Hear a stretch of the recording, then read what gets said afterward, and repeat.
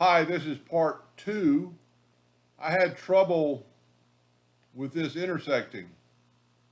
So we go right here and I got a message I never had seen before.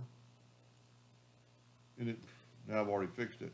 But what I did do, and so let me back up here.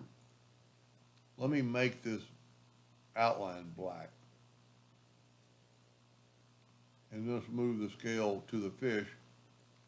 And what I did, I broke it apart and I welded it. That's all I did. So let me see if I can't back up here to where I did it. Because it really bothered me and I wanted to share it with you. So I'm going to go right there and I'm going to go to the intersect tool. You have to make sure you get it all. See, I'm getting a message. Objects must overlap each other to be successfully intersected. I've never seen that before. So what I'm going to do is I'm going to go to object group and ungroup them, and then I'm going to go weld them. And voila, I don't know why it makes a difference. Maybe I've got some loose things in there.